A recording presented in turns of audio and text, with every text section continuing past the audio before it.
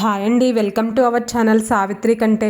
Veg అయినా కానీ non veg అయినా కానీ పులావ్ అంటే దాదాపు అందరూ చాలా ఇష్టంగా తింటూ ఉంటారు కదా. నేను ఇప్పటి వరకు చేసిన పులావ్ రెసిపీస్ అన్నిటికంటే ఈ రాజ్మా పులావ్ అయితే నాకు చాలా బాగా నచ్చింది. ఎందుకంటే రాజ్మాతో చేసిన పులావ్ చాలా టేస్టీగా ఉంటుంది, ఇంకా చాలా చాలా హెల్దీ కూడా.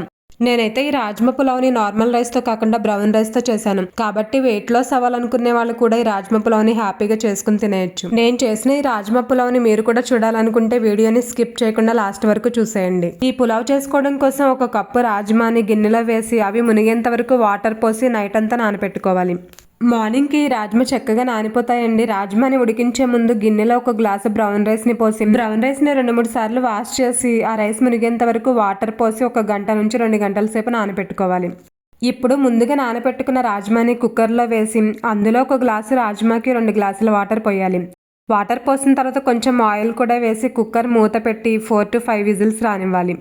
రాజ్మాని కొంచెం సాఫ్ట్గా అయ్యే వరకు ఉడికించుకోవాలండి. ఒకవేళ 4 విజిల్స్కి ఉడకకపోతే ఇంకో 2 విజిల్స్ రానివ్వండి. చూడండి, రాజ్మా ఇలా సాఫ్ట్గా ఉడికితే సరిపోతుంది. ఇప్పుడు పులావ్ చేసుకోవడం కోసం స్టవ్ మీద కుక్కర్ పెట్టి అందులో 1 టేబుల్ స్పూన్ నెయ్యి, 1 టేబుల్ స్పూన్ నూనె వేసి నూనె బాగా హీట్ అయిన తర్వాత 1 బిర్యానీ ఆకు, 2 యాలకులు, చిన్న దాల్చిన చెక్క, 4 లవంగాలు, 1/2 టీ స్పూన్ షాజీరా వేసి ఫ్రై చేసుకోవాలి. నేనైతే స్పైసెస్ అన్నింటినీ తక్కువగానే వేసుకున్నానండి. మీరు కావాలనుకుంటే కొంచెం ఎక్కువ కూడా వేసుకోవచ్చు. మసాలా దినుసులు ఫ్రై అయిన తర్వాత అందులో పచ్చిమిర్చి చీలికలు, 1 పెద్ద ఉల్లిపాయని ఇలా పొడవుగా కట్ చేసి వేసి ఫ్రై చేసుకోవాలి.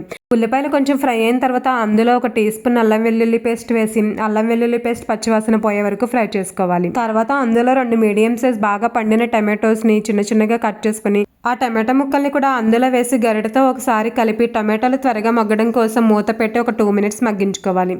2 మినిట్స్ తర్వాత మూత తీసి చూస్తే చూడండి, టమాటోలు సాఫ్ట్గా మగ్గిపోయాయి కదా.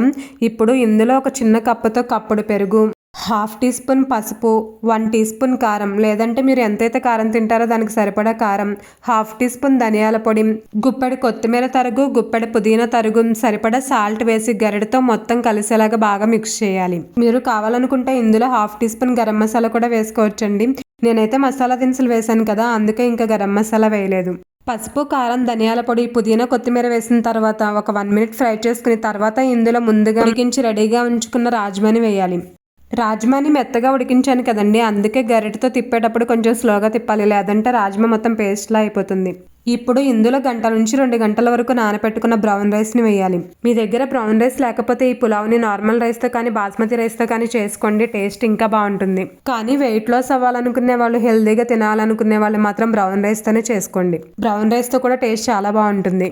బ్రౌన్ రైస్ వేసిన తర్వాత మొత్తం ఒకసారి మిక్స్ చేసి తర్వాత అందులో 1 గ్లాస్ బ్రౌన్ రైస్కి 2 గ్లాసుల వాటర్ పోయాలి. నేనైతే బ్రౌన్ రైస్ కాబట్టి 1 గ్లాస్కి 2 గ్లాసుల వాటర్ పోసానండి. మీరు కనుక బాస్మతి రైస్తో చేస్తున్నట్లయితే 1 గ్లాస్కి 1.5 గ్లాసున్నర వాటర్ పోసుకోండి. వాటర్ పోసిన తర్వాత ఒకసారి గరిటతో మిక్స్ చేసి సాల్ట్ సరిపోయిందో లేదో చెక్ చేసుకుని, సరిపోకపోతే సరిపడా సాల్ట్ వేసి ఇంకోసారి మొత్తం బాగా మిక్స్ చేసి కుక్కర్ మూత పెట్టి 2 to 3 విజిల్స్ రానివ్వండి. 2 విజిల్స్ వచ్చిన తర్వాత కుక్కర్ ప్రెజర్ పూర్తిగా పోయిన తర్వాత మూత తీస్తే చూడండి, రాజ్మా పులావ్ ఎంత బాగుందో చూడడానికి. ఇలా చాలా హెల్దీగా చేసుకున్న ఈ రాజ్మా పులావ్ని ఇలా అయినా తినేయచ్చు, లేదంటే పెరుగు చట్నీతో తిన్నా కానీ చాలా టేస్టీగా ఉంటుంది.